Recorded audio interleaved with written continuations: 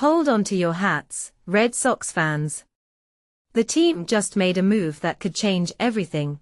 After acquiring Sonny Gray, it looks like the focus is shifting hard towards beefing up that offense. But here's where it gets controversial. Is this the right move?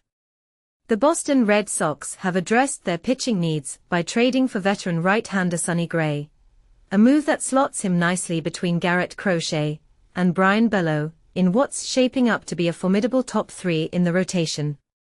This addition fills a crucial gap in the upper echelon of their starting pitchers. The organization also boasts a collection of promising young arms, including Peyton Toley, Connolly Early, Kyle Harrison, and Tyler Uberstein, who will be competing for spots, especially alongside returning players like Cutter Crawford and Patrick Sandoval, as they vie for positions at the back end of the rotation.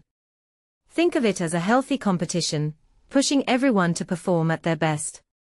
Now, with Gray in the fold, the prevailing sentiment seems to be that the Red Sox are poised to aggressively pursue an impact bat. Insiders like Chris Cotillo of MassLive and Jen McCaffrey of The Athletic are reporting that while adding more pitching isn't entirely off the table, the priority has clearly shifted to bringing in some serious offensive firepower. Red Sox Chief Baseball Officer Craig Breslow himself acknowledged this, stating that while they'll continue to explore opportunities across the board, bolstering the lineup is definitely a key area of focus. He wisely noted they wouldn't exclusively focus on one to the detriment of the other, keeping all options open, but hinting that position players might now be taking center stage in the coming weeks. But this begs the question, is adding another big bat really what the Red Sox need most right now? Some might argue that pitching depth is always a good investment, especially with the unpredictable nature of injuries. What do you think? So, who are the potential targets? Well, don't expect the Red Sox to chase after Kyle Tucker, as they already have a surplus of left-handed hitting outfielders. However, they've been linked to, or at least speculated to be interested in, almost every other top free agent bat available. Names like Bo Bichette, Pete Alonso, Munetaka Murakami, and Kyle Schwarber have all been thrown around. And adding even more intrigue, a reunion with former Red Sox star Alex Bregman is also a possibility. Imagine Bregman back in a Red Sox uniform. And this is the part most people miss. Let's talk money.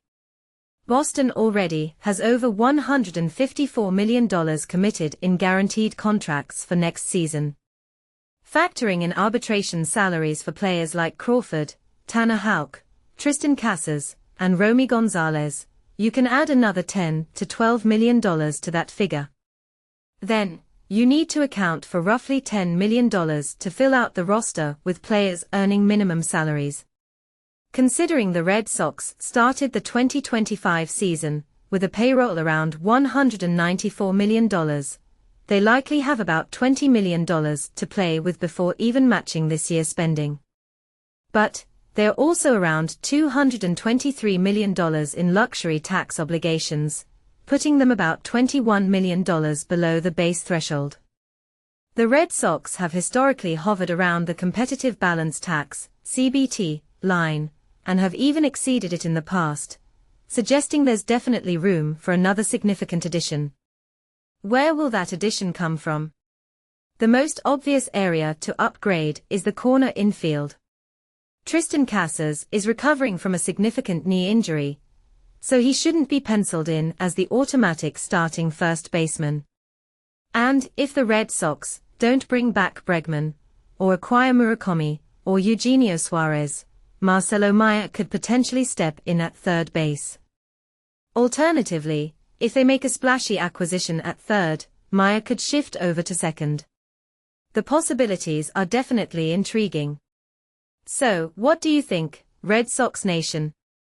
Did the Gray trade signal a shift in focus to offense? Is this the right approach? Which bat would you most like to see in a Red Sox uniform next season? Let your voice be heard in the comments below.